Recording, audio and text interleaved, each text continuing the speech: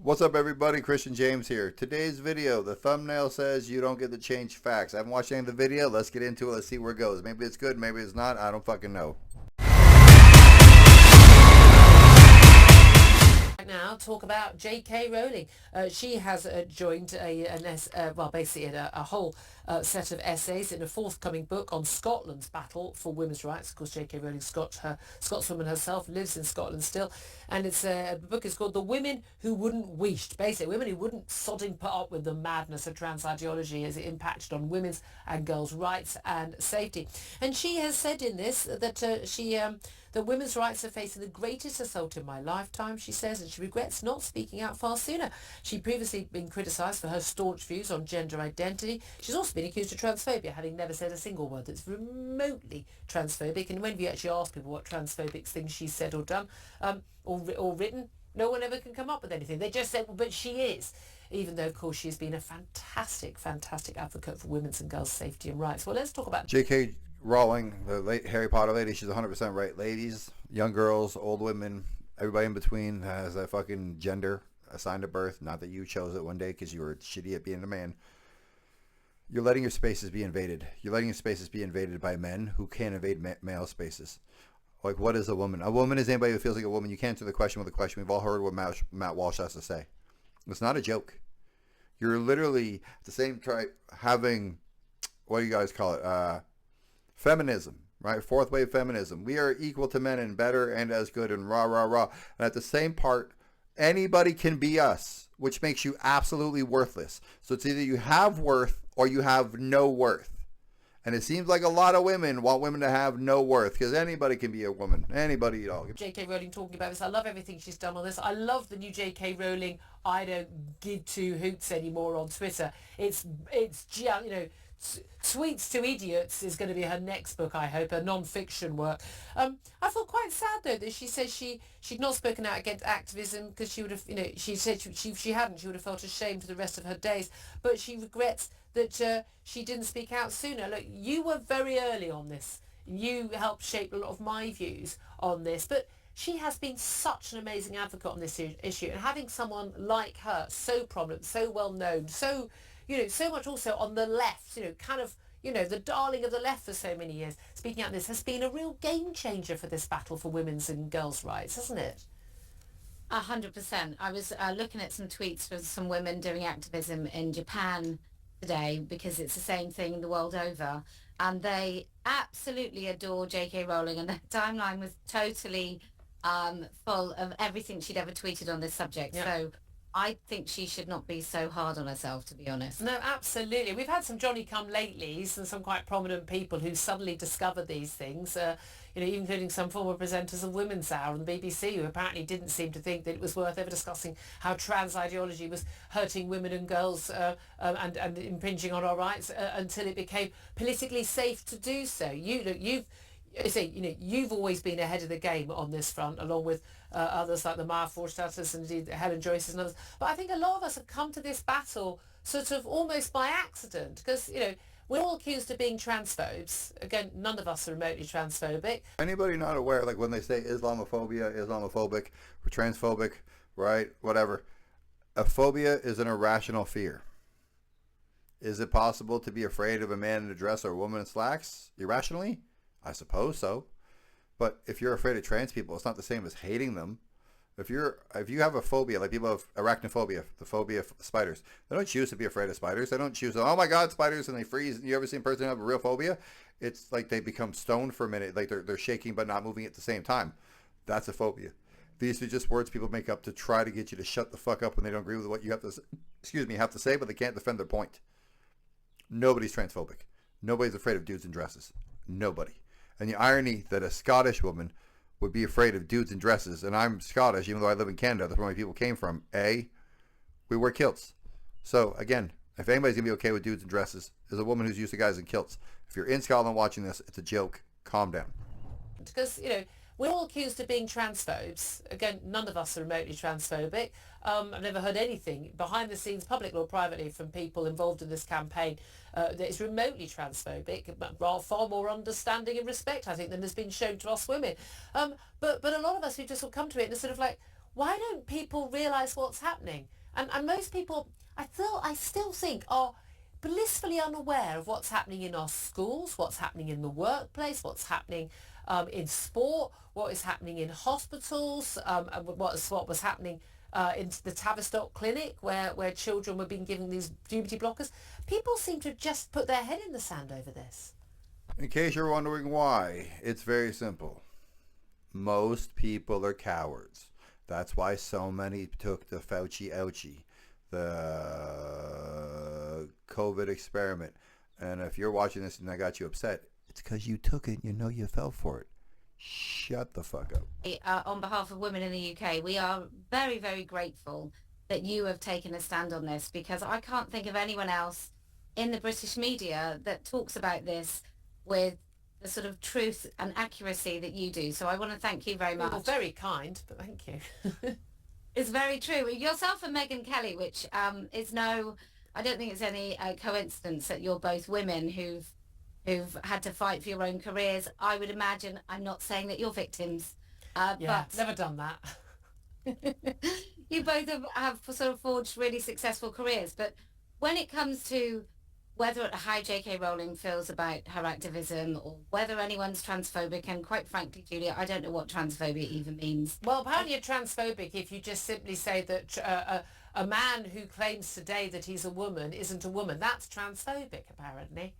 Yeah, so in a way, I guess we all might be. We all are then. I think 99% of the British public are. I think even the people I think even Keir Starmer, a man who is married to a woman and has children, I'm pretty sure that Keir Starmer doesn't actually believe that a man can turn up and say, I'm a woman, and that he is actually a woman, but he just happens to be a woman with a penis. Just one of those 0.1% of us women who apparently does have a penis. She said it might sound crass to some people, but that's the honest God's truth. They're women who are born with a penis. That's what they're saying. And then the opposite side is men who are born with vaginas. Yep. As dumb as it sounds is as dumb as what I said, and as dumb as what I said is as dumb as people fucking believe. Or believe because they don't want to be on the wrong side of history, because somebody might get mad at them, and then you're dead in 100 years anyway, so who gives a fuck? I think we've had this conversation before where we talk about, is it stupidity or dishonesty? And quite frankly, I think it's dishonesty. And I think it's all over the media. I had no idea, and I use this word as sort of infrequently as possible, but I didn't realise that everybody was so misogynistic as to pretend that they don't even know what a woman is, Yeah. or to lie that they don't know what a woman is. It's been just quite remarkable to see that, because I just didn't know. But I think most people, again, they just think, amount of times I hear like, well, why have you got such an issue with trans people? I don't have any. I couldn't care less what someone calls themselves. You don't get to change facts. You can only have your own feelings. You don't get to change correct grammar and make me refer to you as if you were a different sex or as a plural when you're not. But also you don't get to sort of undermine those hard fought for rights that women have. Why did women need single-sex toilets and single-sex change rooms? So they were safe from predatory men. I remember hearing about this bullshit when my daughter was young. She's going to turn 18 this year. And I remember her being little, 6 or so, and hearing about this nonsense. And instantly, when I heard that men were allowed in girls' change rooms, the immediate thought I had was predatory men are going to try to go in there.